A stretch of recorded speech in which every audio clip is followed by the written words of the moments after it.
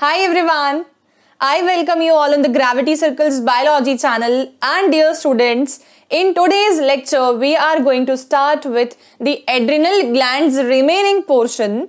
We have already completed the adrenal glands cortex portion and its hormones. ठीक है, जिसमें कि हम लोगों ने पढ़े ग्लूकोकॉर्टिकॉइड्स, हमने पढ़े मिनरलोकॉर्टिकॉइड्स और हमने पढ़े जो हमारे सेक्स कॉर्टिकॉइड्स होते हैं वो सारे हार्मोन्स पढ़े और उनके फंक्शंस देखे और उनके हमने डिजीजेस देखे कि बाय एनी चांस अगर हमारा adrenal cortex portion of the adrenal gland अगर गड़बड़ बिहेवियर कर रहा होता है, माने कि अगर वो हाइपोसिक्रेशन कर रहा है या वो हाइपर सिक्रेशन कर रहा है, तो what can be the different diseases which can be caused in any individual in the last class. ठीक है, अब जैसा कि हम सब जानते हैं that the adrenal gland not only contains the cortex portion but it also contains the adrenal medulla portion, and because of which we need to understand that what is so different in the adrenal medulla portion. ठीक है, and how the two different portions of the same gland are behaving differently.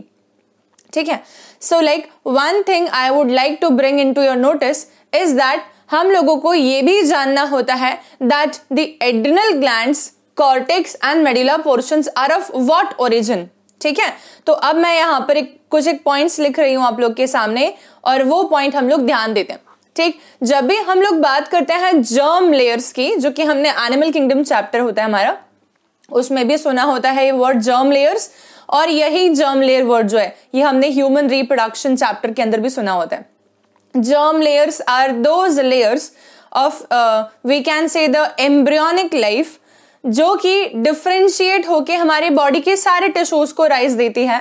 ठीक है, ectoderm, endoderm and mesoderm, these are the three germ layers which have the capability to give rise to the complete body, right? जिसके अंदर जब हम बात करते हैं ectoderm germ layer की, तो नर्वस सिस्टम का मैक्सिमम पोर्शन बनाती है एक्टोडर्म जर्म लेयर. ठीक है, और स्किन का भी पार्ट वही बनाती है. Endoderm germ layer mainly digestive tract का पोर्शन बनाती है, और mesoderm germ layer basically connective tissue हो गए हमारे, या हमारे गोनैड्स हो गए और हमारी किडनी हो गई, ये वाला पोर्शन कंट्रीब्यूट करती है. ठीक है, अब हम देखते हैं कि एड्रिनल ग्लैंड के अंदर कौन कौन से जर्म लेयर्स का कंट्रीब्यूशन हुआ कि कॉर्टेक्स और मेड्यूला दोनों पोर्शंस बने. ठीक है, तब जब हम बात करते हैं एड्रिनल ग्लैंड के अंदर कॉर्टेक्स पोर्शन की, whenever we talk about the adrenal cortex, then हमें ये पता होना चाहिए कि ये कॉर्टेक्स जो है ये बना हुआ होता है मेसोडर्मल टिश्यू का, मतलब कि ये मेसोडर्मल ओरिजिन से बना है. ठीक है, ठीक है, ये बात ध्यान रखने की रहती है, क्वेश्चंस आते हैं इस पे. और एड्रिनल मेड्यूला पोर्शन जो है वो होता है एक्टोडर्मल ओरिजिन का. ठीक है, इसको रिलेट करवाती हूं मैं कि किस प्रकार से ऐसे हो गया. ठीक है, तो adrenal medulla portion will be of the ectodermal origin.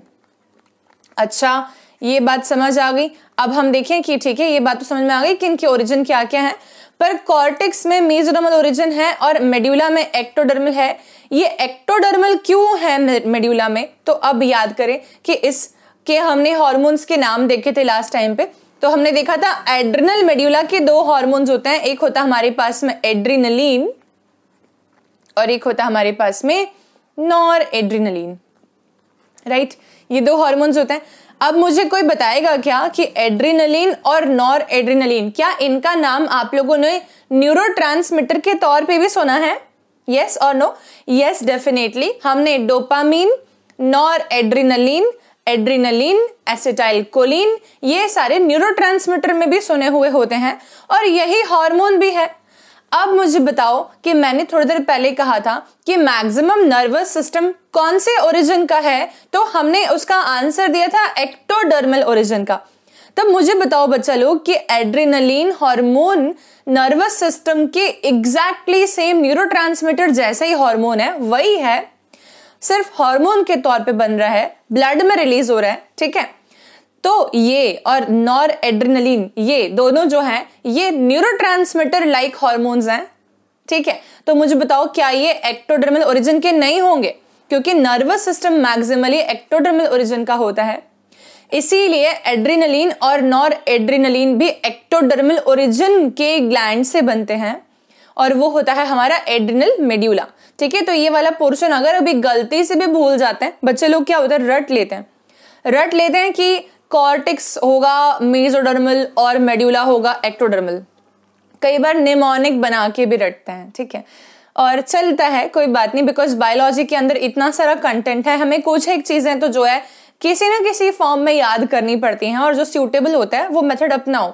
मैं बिल्कुल गलत नहीं बोल रही हूँ, लेकिन यहाँ पर किसी को गलत नहीं बोल रही हूँ, पर यहाँ पर ये पॉइंट हमें देखना पड़ेगा कि जो चीजें हमें नहीं रटनी और हमें आसानी से याद रह सकती हैं, जैसे कि नर्वस सिस्टम एक्टोडर्मल है, एड्रेनलिन न्यूरोट्रांसमीटर भी होता है और हार्मोन भी होता है, तो उसको हम क्या बोलेंगे, हम उसको इमीडिएटली एक्टोडर्मल बोलेंगे। तो जब भी हमारे सामने अगर कोई बाय एनी चांस ऐसा कोई क्वेश्चन पुट अप कर दे, ठीक है, मैं एक क्वेश्चन फ्रेम करते हुए यहाँ पे तुम लोगों को उसका आंसर देना है। ठीक है, क्वेश्चन ये है दैट डैश हार्मोन, ठीक है, dash hormone of the adrenal gland is derived from ectodermal tissues। ठीक है, अगर ऐसा कोई क्वेश्चन आ जाए है ना, और मैं ऑप्शंस भी लिखती हूँ तुम्हारे सामने ताकि तुम इसका आंसर कमेंट में दे पाओ।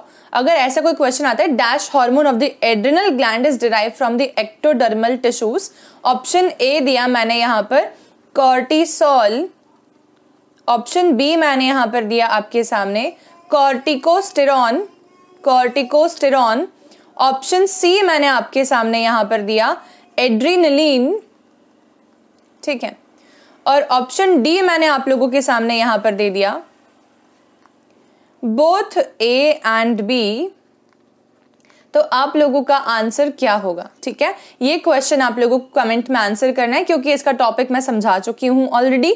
अब हम लोग पढ़ने वाले हैं एड्रिनल मेड्यूला के हॉर्मोन्स का डिटेल इंडिविजुअली। ठीक है, एड्रेनलिन एंड नॉर एड्रेनलिन के बारे में। As we all know that ये दोनों होते हैं न्यूरोट्रांसमीटर्स। ठीक है, तो हमें थोड़ा सा ब्रीफ ये जानना चाहिए कि क्या ये सिंपैथेटिक नर्वस सिस्टम के न्यूरोट्रांसमीटर्स होते हैं या ये पैरासिम्पैथेटिक नर्वस सिस्टम के न्यूरोट्रांसमीटर्स होते हैं। क्यों ऐसा कर रहे हैं हम लोग? क्योंकि हम लोग दो टॉपिक्स को सेम टॉपिक में मर्ज करके पढ़ रहे हैं, ताकि हमको दोनों टॉपिक्स जब हमारे सामने अलग अलग आए तो हमें उसको अलग अलग याद नहीं करना रहे। हमें हार्मोन में भी जब एड्रेनलिन आए तो वही आंसर देना है, जब हमारे पास में नर्वस सिस्टम में न्यूरोट्रांसमीटर एड्रेनलिन आए तब भी हमें यही आंसर देना है, इसीलिए हम लोग मर्ज अप करके देख रहे हैं। ठीक है, तो पैरासिम्पैथेटिक नर्वस सिस्टम और सिंपैथेटिक नर्वस सिस्टम, ये दो कैटेगरीज ऑफ नर्वस सिस्टम होती है हमारे। जब हम बात करते हैं नर्वस सिस्टम में पेरिफेरल नर्वस सिस्टम के अंदर ऑटोनॉमिक नर्वस सिस्टम की, तब ANS एक ब्रांच होती है नर्वस सिस्टम की। इसमें सिंपैथेटिक और पैरासिम्पैथेटिक दो सब ब्रांचेस होती हैं। ये वाली जो ब्रांच है हमारे पास में सिंपैथेटिक नर्वस सिस्टम, इसकी डिटेल लिखेंगे।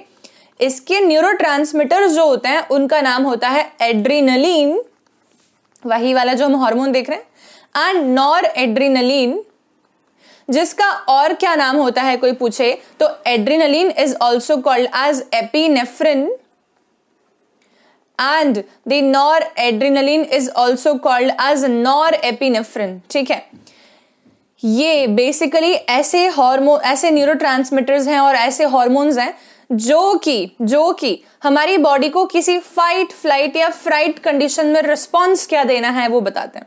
ठीक है, तो ये हो जाते हैं हमेशा fight, flight and fright response के लिए रिस्पॉन्सिबल। ठीक है, ये होते हैं fight, flight and fright response के लिए रिस्पॉन्सिबल।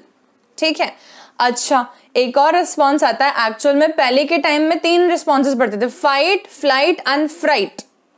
एक और होता है, पता है आप लोगों को, उसको बोलते हैं फ्रीज रिस्पॉन्स। ठीक है, वो भी एक F ही है, फ्रीज हो जाता है इंसान। ठीक है, ये क्या कैटेगरीज हैं, ये सब क्या चीजें मैंने बताई, ये देखते हैं हम, है ना। तो हम ये वाला ही देख रहे हैं सिर्फ, क्योंकि हमें इससे अभी कोई डील नहीं है, हमें सिर्फ इससे और इससे मतलब है, इसीलिए हम ये वाला पोर्शन देख रहे हैं। ठीक है, अब just have a rough imagination of that lion or not even a practical thing that lion आ जाए सामने, but yes just imagine that एक कोई ऐसा dog आपके सामने आ जाए जिसकी टेंडेंसी अटैकिंग टेंडेंसी हो, एंड हो सकता है कि आप बहुत ही बड़े डॉग लवर हो तो आप नहीं डरें, लेकिन कुछ एक लोग जो कि बहुत ज्यादा डर जाते हैं डॉग्स से, ठीक है, डॉग्स को देखते से ही मतलब वो बहुत डर जाते हैं, वो भागने की कोशिश करने लगते हैं, ऐसा कोई अगर केस आए, प्लस अटैकिंग टाइप का डॉग हो इसको फोटो देखो कितने खतरनाक दांत बने हुए हैं इसके, ऐसा कोई डॉग हो, ठीक है, तो क्या हो सकता है पर्सन का रिस्पॉन्स। तो पर्सन के रिस्पॉन्सेस देखते हैं हम। एक हो सकता है फाइट, कि डॉग आया और हम बिल्कुल उसके साथ में युद्ध करने के लिए तैयार हैं, ठीक है, कि हम लड़ लेंगे बिकॉज हम मान रहे हैं कि हम अज्यूम कर रहे हैं कि हम तेरे से बहुत ताकतवर हैं। ये फाइट वाला रिस्पॉन्स पता है एक्चुअल में हम जो है कॉकरोचेस के साथ अप्लाई कर सकते हैं, ठीक है, या हम कोई हमारे सामने एकदम से हनी बी या ऐसे कुछ आ जाए तो हम वहां से भाग सकते हैं, उसको ऐसे मार सकते हैं, ठीक है, ये फाइट वाला रिस्पॉन्स वहां आ सकता है सामने। लेकिन मुझे नहीं लगता कि अगर बहुत ही बड़ा अटैकिंग डॉग आपके सामने आ रहा होगा तो आप उसके साथ फाइट करने की कोशिश करेंगे। आप जनरली वहां से भागने की कोशिश करेंगे, वो है फ्लाइट ठीक है, तो फ्लाइट की कोशिश ज्यादा होगी, ठीक है, सो दैट कि हम कैसे भी करके बच के भागे इससे, है ना। और ये इसी रिस्पॉन्स की हम बात करने वाले अभी आगे। एक तीसरा रिस्पॉन्स होता है, वो तो बहुत ही खतरनाक रिस्पॉन्स है, वो ये है कि फ्रीज हो जाना, मतलब कि कुछ समझ ही नहीं आना, मतलब इंसान के होश ही उड़ गए डॉग को देख के, ठीक है, और मतलब वो फ्रीज हो गया वहां पर, उसको समझ नहीं आ रहा है कि अब मैं क्या करूं, मैं आगे भी नहीं चल पा रहा, पीछे भी नहीं चल पा रहा, ले डॉग तो मुझे मार ही ले, ठीक है।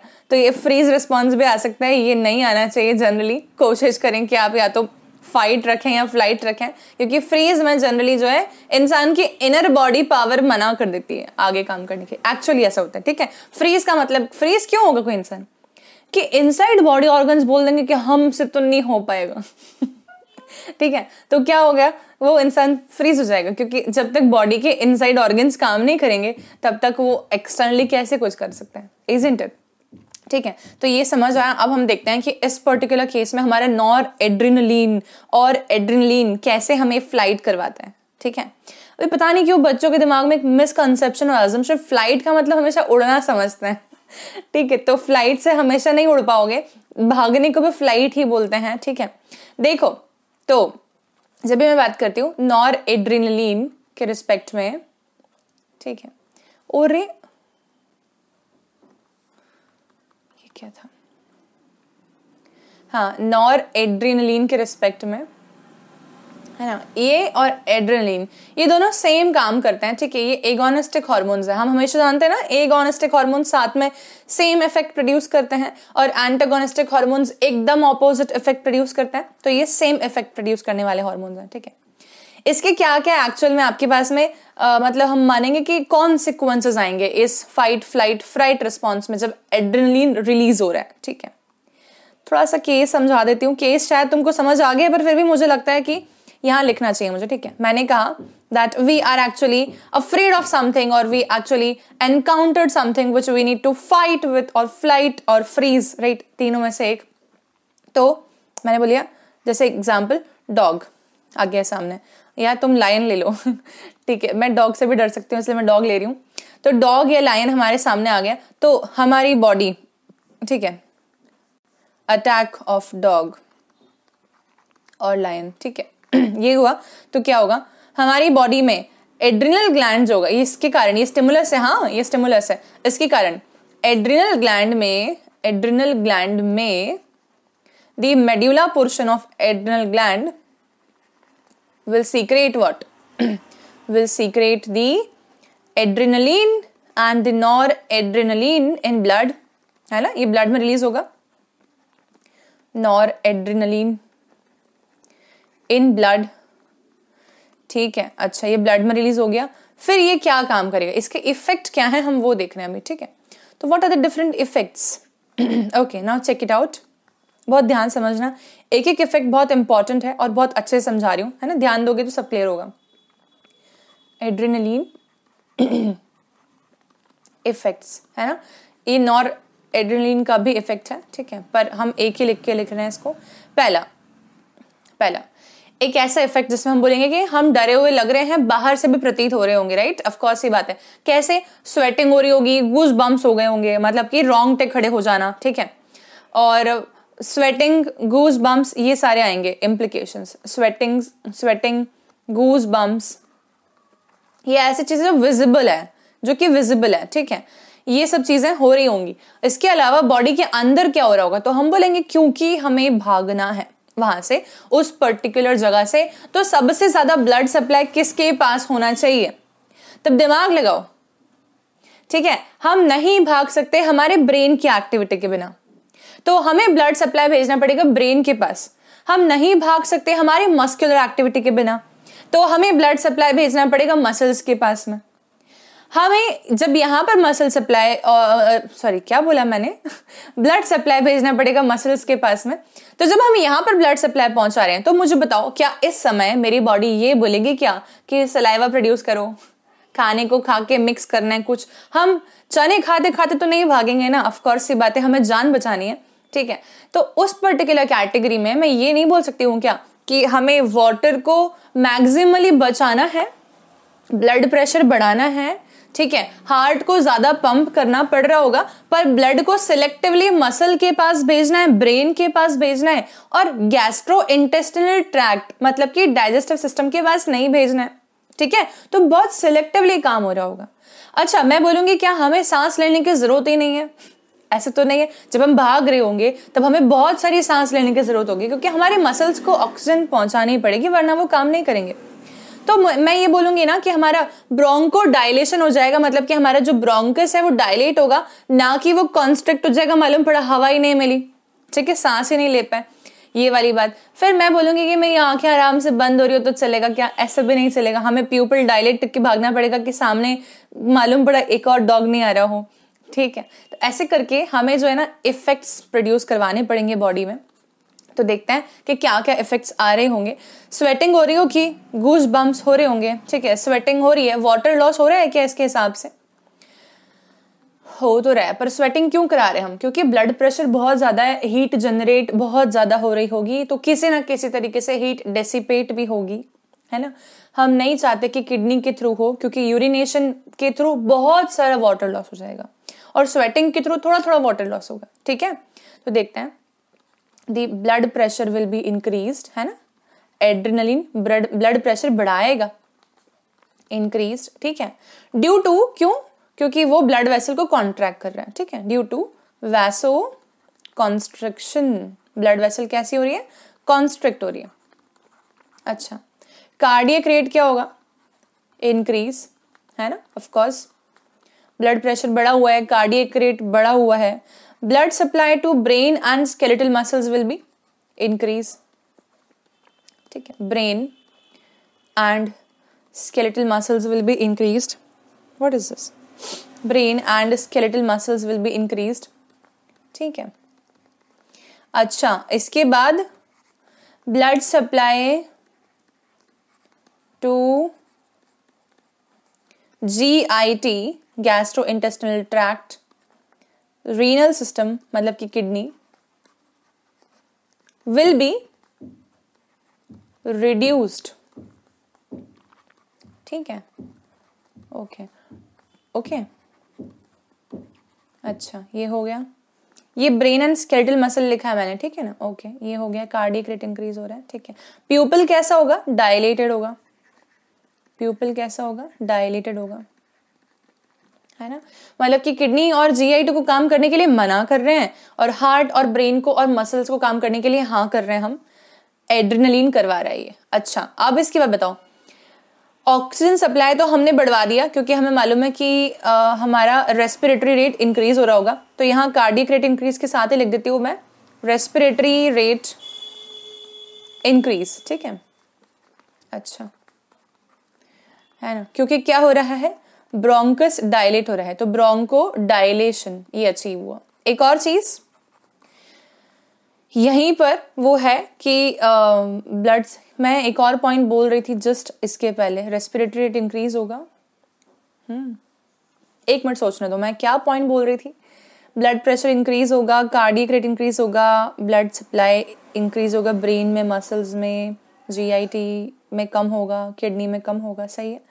प्यूपिल डायलेट होगा, सही है। और एड्रेनलिन का एक और इफेक्ट जो कि बहुत इंपॉर्टेंट है और छूट रहा है, हाँ, how can we forget that, body के रिक्वायरमेंट ऑफ ग्लूकोज बहुत ज्यादा बढ़ जाएगी, है ना, क्योंकि बॉडी के मसल्स वगैरह काम कर रहे हैं। तो हम यहाँ पर क्या करवाएंगे, हम करवाएंगे glycogenolysis, break down of glycogen, ठीक है, एंड ग्लूकोनियोजेनेसिस, मतलब कि conversion of fat and we will say the proteins into glucose, convert करवा रहे, so that we want to increase the glucose levels in blood, ठीक है। ये सारे अचीवमेंट होंगे एड्रेनलिन के कारण से और नॉर एड्रेनलिन के कारण से भी, ठीक है। क्या समझ आ गया क्या सभी लोगों को?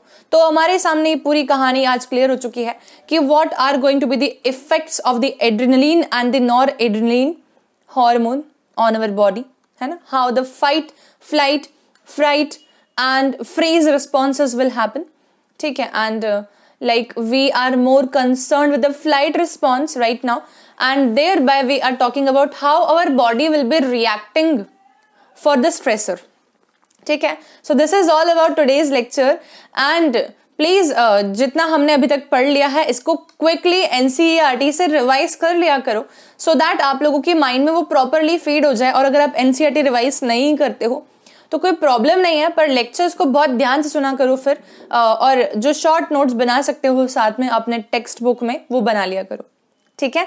सो bye everyone, will meet in the next lecture now, और हम पढ़ेंगे नेक्स्ट ग्लैंड पैनक्रियास। हमारा यहाँ पर एड्रिनल ग्लैंड कंप्लीट हो गया है, ठीक है। So bye and will meet in the next lecture now.